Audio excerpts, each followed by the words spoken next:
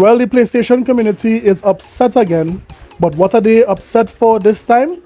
Is it because for the entire year all they had was one major release, one AAA first party title? Or is it because they are angry that Sony raised their services without giving them anything proper in that service? Well, no, it's none of the above. They are angry because of this. Come on guys, show some decorum. Yes, PlayStation fans slam Sony for removing over 1,200 movies from their services. Yes, movies they already paid for, movies they already downloaded. They got absolutely nothing for it. I mean, these ponies are upset.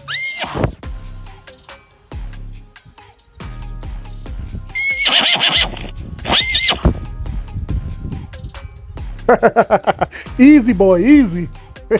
But while the ponies are contending with Sony about their complete edition of My Little Pony, we are seeing Phil Spencer is making the rounds and he is reporting some big numbers for Starfield. In addition to that, Phil Spencer has gone on record yet again saying that Gamepass is profitable. But how profitable and what it can mean for you? Why are we talking about sales and money? Does that translate to better third-party games coming to the service? Let's talk about it. This is a sickness! Let's get it.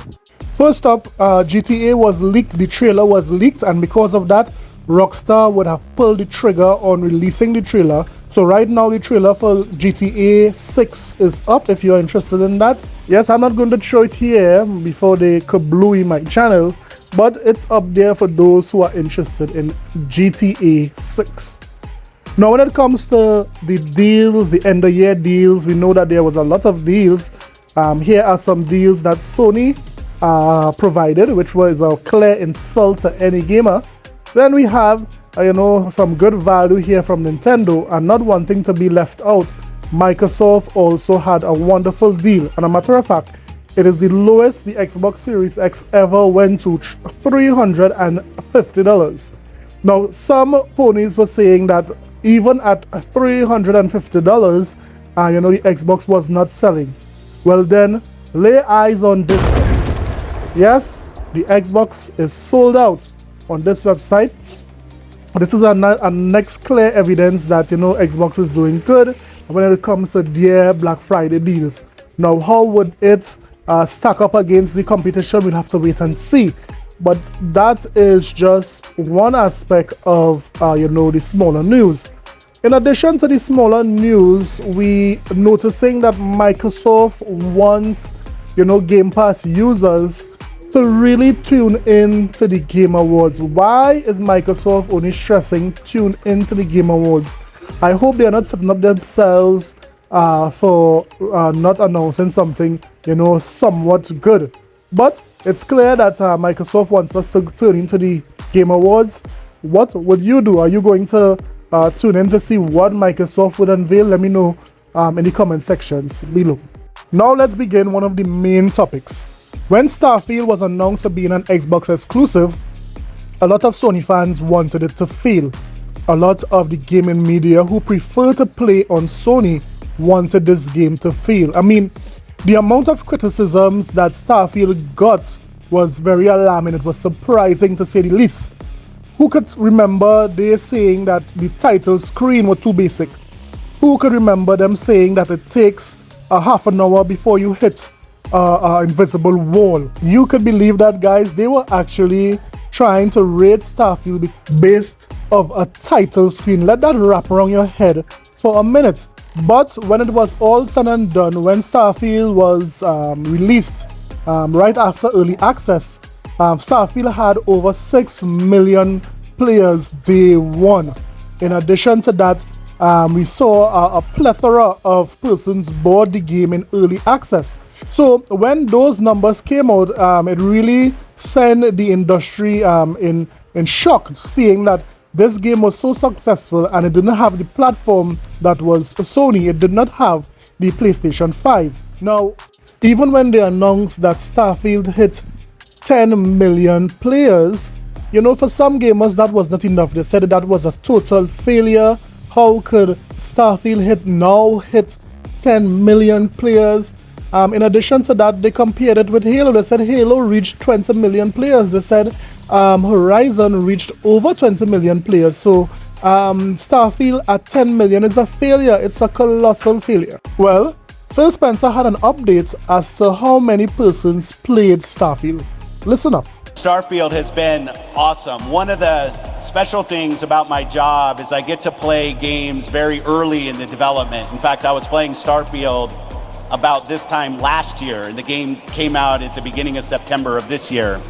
And I could tell when I was playing, and the fact that I couldn't stop playing, that this was probably going to be a pretty special game. So you never know when something is going to be a hit, but it was nice to see how successful it's been.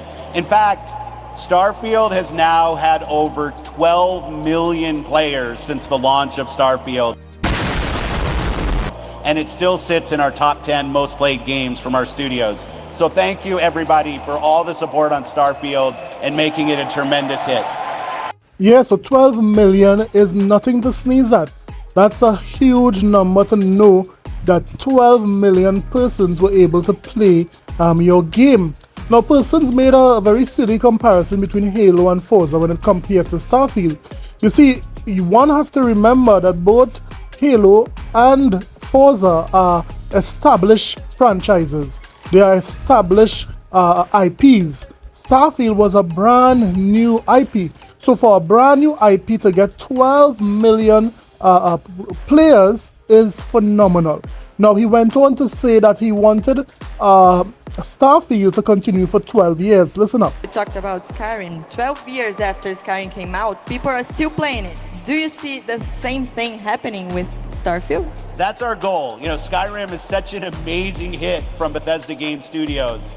And talking to Todd Howard and the team, really what they wanted to do is people who love space and space exploration is give them that same opportunity.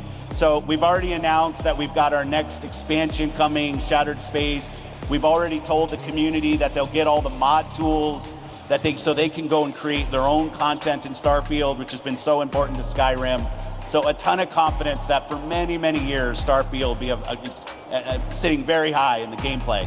Yeah, so that is comforting to know that Phil Spencer is saying that they are going to support Starfield.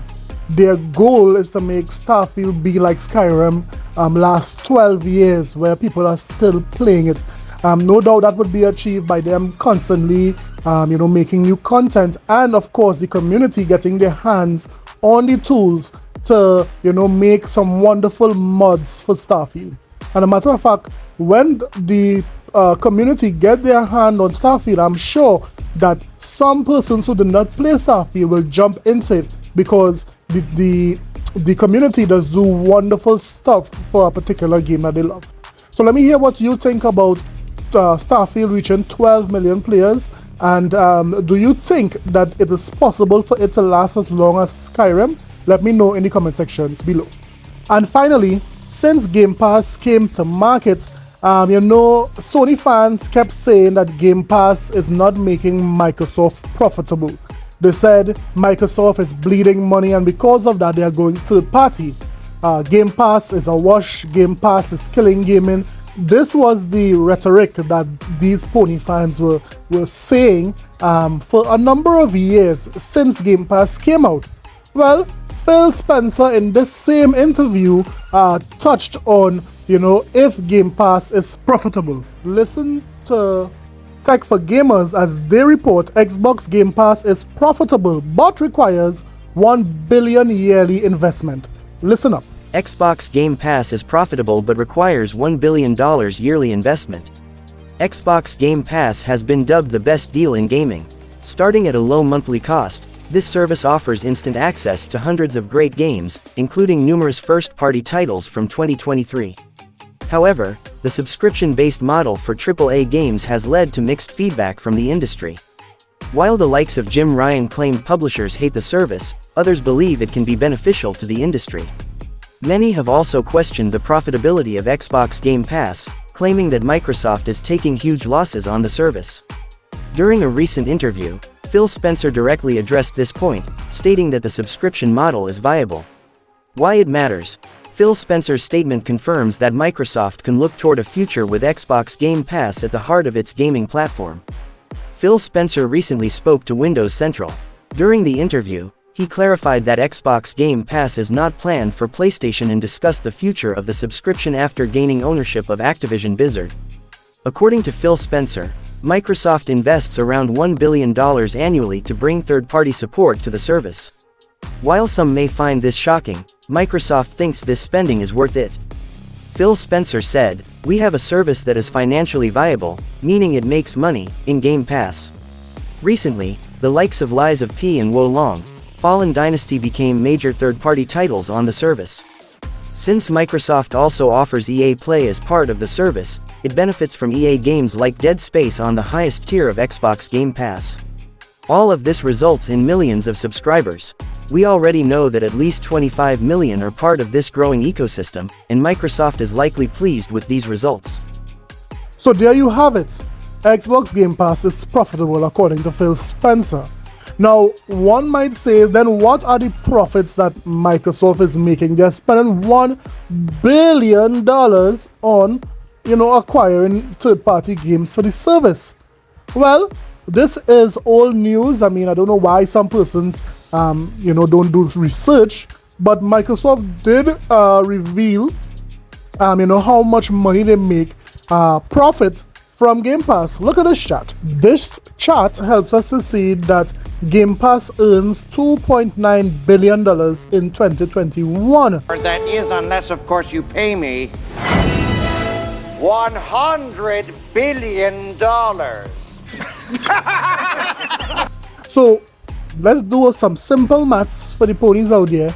If Microsoft spends $1 billion to acquire games for the service and they earn $2.9 billion altogether, then they profited for Game Pass only $1.9 billion.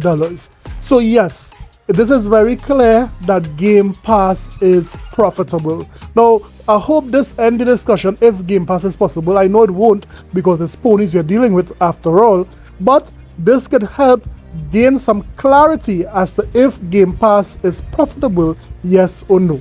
So that's the stories. What do you think about Starfield getting 12 million players? What do you think about Game Pass being profitable? What could that mean for you?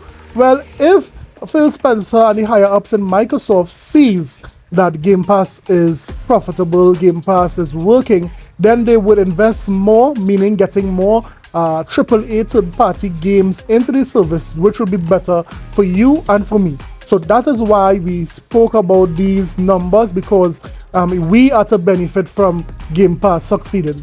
So let me hear what you think about it. Don't forget to like and subscribe for more videos. I'll see you guys in the next one. Later.